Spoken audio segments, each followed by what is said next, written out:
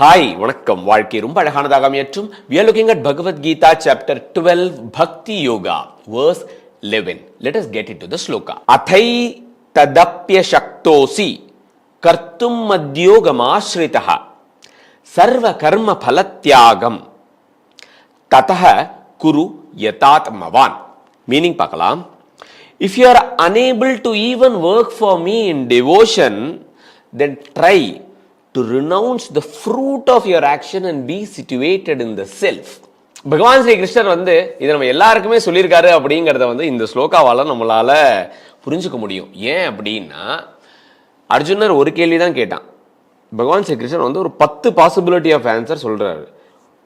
In other words, கேள்வி கேட்டேன், பதில் வந்துருச்சு. ரெண்டாவது கேள்வி கேட்டேன்னு அர்ஜுனர் இங்க ரெண்டாவது கேள்வி எதுவுமே கேட்கல. But still there are different options coming. Example, 8வது ஸ்லோகால என்ன சொன்னாங்க அப்படின்னா, சரணாகதி, surrender your intelligence to me and just think of me, மோட்சம் கிடைச்சிரும் அப்படின்னாரு. 9வது ஸ்லோகால என்ன பத்தியே எல்லா நேரமும் நினைக்கிறது கஷ்டம் அப்படின்னா, உன் மைண்டை ப்ராப்பரா யூஸ் பண்ணு, என்னுடைய நாம ஜபத்தை மட்டும் பண்ணு, உனக்கு லவ் கீக்கத்திலையும் உனக்கு ரொம்ப யூஸ்ஃபுல்லா இருக்கும். கப்பலுக்கு எப்படி நங்கூரமோ, குதிரைக்கு எப்படி கடிவாளமோ, அந்த மாதிரி உன் மனசுக்கு நாம ஜபம் இருக்கும் அப்படிங்கிற மாதிரி சொன்னார்.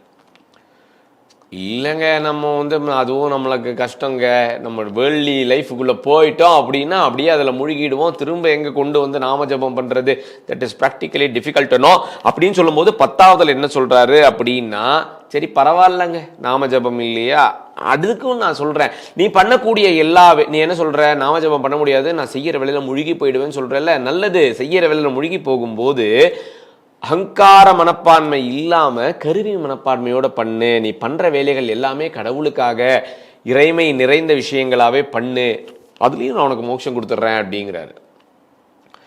இல்லைங்க, அது எப்படிங்க பண்றது அப்படின்னு நம்ம திரும்ப கேள்வி கேட்டோம்னு நினைக்கிறேன்.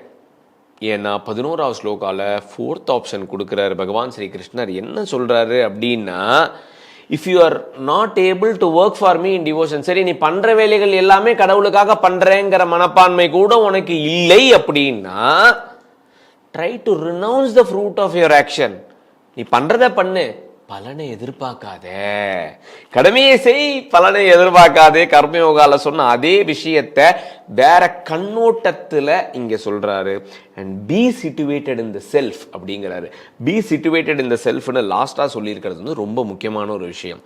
ஏன் அப்படின்னா, நான் கடமையை செய்யறேன், பலனை எதிர்பார்த்துட்டேன் அப்படின்னா அந்த பலன் சார்ந்த எண்ண ஓட்டங்கள் வந்துடும், நான் அப்படியே போயிடுவேன். எக்ஸாம்பிள், நான் ஒரு வேலை பண்றேன்ப்பா, அந்த வேலை பண்றதுனால எனக்கு ஒரு 10 லட்ச ரூபா வரும்பா, அந்த 10 லட்ச ரூபாயை வச்சுட்டு நான் கார் வாங்கலாம், வீடு வாங்கலாம், பைக் வாங்கலாம் அப்படிங்கிற மாதிரி திரும்ப மென்டல் டயரியா என்ன கடல்ல முழுகி அப்படியே போயிடுவேன்.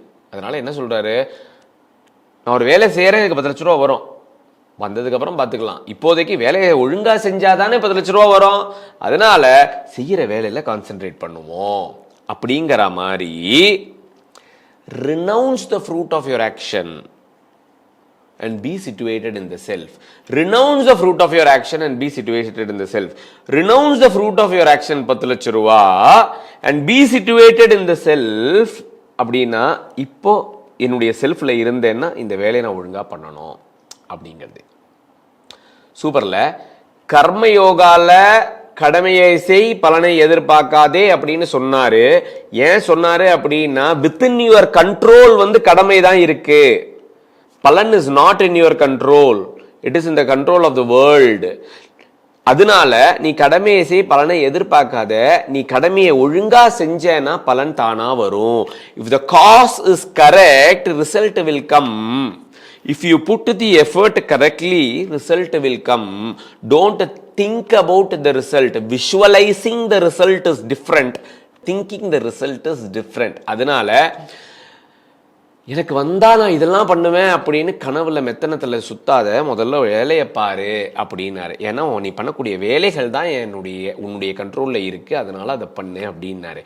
அதே கடமையை செய்ய பலனை எதிர்பார்க்க. அதே பக்தி யோகத்துல என்ன சொல்றாரு அப்படின்னா, நான் கடமையை செஞ்சேன் அப்படின்னா மட்டும்தான் I will be able to be situated in my self. நான் என்னுடைய தளத்தில் நானா இருந்தா மட்டும்தான் நான் கடமையை மட்டுமே செய்ய முடியும். கருவி மனப்பான்மையோட இருந்தாதான் நம்ம கடமையை மட்டுமே செய்ய முடியும். ஈகோ மேலோட்டமா இருந்ததுன்னா ரிசல்ட் வந்தா அது பண்ணலாம்ல அப்படிங்கிற மாதிரி ஈகோ வந்து நம்மளை தூக்கிட்டு போயிடும். நம்ம மென்டல் எனர்ஜி எல்லாமே திங்கிங்ல போயிடும். And so renounce the fruit of your action if you want to be situated in the self அப்படின்னு சொல்றது ஜீவாத்மாவுடைய ஸ்டாண்ட் பாயிண்ட்னு சொல்லலாம்.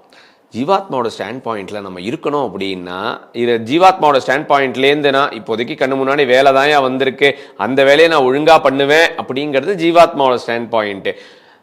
அதுலேயும் ஈகோடைய காம்பனண்ட் செட்டிலாக இருக்கும். இல்லை ஈகோடைய காம்பனண்ட் டாமினண்ட்டாக இருந்தது அப்படின்னா நான் தான் இந்த வேலையை பண்ணுறேன், இந்த வேலையை பண்ணால் எனக்கு இது கிடைக்கும் அப்படின்னு ரிசல்ட் ஓரியன்டாகவே போயிடுவோம், ஃபியூச்சர் ஓரியன்டாகவே போயிடுவோம். ஃபியூச்சர் ஓரியன்டாகவே போயிட்டோம் அப்படின்னா நம்மளுடைய ஈகோ நம்ம மைண்டை எடுத்துக்கிட்டு போய்கிட்டே இருக்குமே ஒழிய நம்மளால் ப்ரெசண்ட்டில் கான்சென்ட்ரேட் பண்ண முடியாது. Concentrating in present and being situated in the self, இது ரெண்டுமே ஒன்று. அதனால 4வது ஆப்ஷன், எப்பவுமே நீ எப்பவுமே என்னை பற்றி நினைக்க முடியலையா, பரவாயில்ல, நீ பண்ணுற வேலைகள் எல்லாம் எனக்காக பண்ணுறேன்னு வச்சுக்கோ, அதுவும் பண்ண முடியலையா, நீ பண்ணுற வேலையை பண்ணு.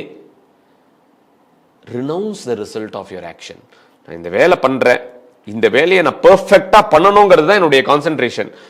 பர்ஃபெக்டாக நான் பண்ணினா ரிசல்ட் தான் கண்டிப்பாக வரப்போகுது. அப்புறம் நான் ஏன் ரிசல்ட் வருமா 10 லட்சம் கிடைக்குமா அப்படிங்கக்கூடிய பயம், எதிர்பார்ப்பு, அது எல்லாமே எப்போ வரும் அப்படின்னா நம்ம போடுற அந்த எஃபர்ட்ல 100% நம்பிக்கை நமக்கு இல்லாதப்ப தான் வரும். நான் இதை இப்படி தான் பண்ணணும்னு 100% கான்ஷியஸாக நான் போடக்கூடிய காஸ்ட்லேயே நான் கான்சென்ட்ரேட் பண்ணினேன்னா ரிசல்ட் தானாக வந்துடும். Cause and effect are actually the same, are actually the two sides of the same coin அப்படின்னு சொல்லலாம். இல்லை காஸோடைய லைனை வரைஞ்சுட்டே வந்தோம்னு வச்சுக்கோங்களேன், ஒரு கட்டத்தில் ரிசல்ட்டு ஆர் எஃபெக்ட் தானாக வந்துடும். அதனால let us concentrate on what is in our control. கடவுளுக்கு பண்ணுற வேலைகள் எல்லாமே கடவுளுக்காக அப்படிங்கக்கூடிய மனப்பான்மை இல்லைனாலும் இப்போ இந்த வேலை பண்ணுறேன், நான் வேலையில் தான் கான்சென்ட்ரேட் பண்ணுவேன், அந்த வேலையை நான் பர்ஃபெக்டாக பண்ணுவேன் அப்படிங்கக்கூடிய மனப்பான்மையோடு பண்ணலாம். அப்போ தான் we will be able to be situated in the self அப்படிங்கிறது தான் 11வது ஸ்லோகாலேருந்து கற்றுக்க முடியாது. when we say I am situated on my self அப்படின்னா I am situated on my ஜீவாத்மா is my stand point, பரமாத்மாவுக்கு கிட்ட இருக்கேன். இல்லை ஐ எம் சிட்டுவேட்டட் ஆன் நான் ஒரு வேலை பண்ணும்போது என்னுடைய ஸ்டாண்ட் பாயிண்ட் ஜீவாத்மாவுடைய ஸ்டாண்ட் பாயிண்ட்டாக இருந்ததுன்னு வச்சுக்கோங்களேன், நான் பரமாத்மா பக்கத்தில் இருக்கேன். அதே வேலையை பண்ணும்போது என்னுடைய ஸ்டாண்ட் பாயிண்ட் அகங்காரமாக இருந்ததுன்னு வச்சுக்கோங்களேன், நான் கடவுள்கிட்டேருந்து தூரமாக இருக்கேன். இதுதான் ஒரு லிட்டில் சீக்ரெட்.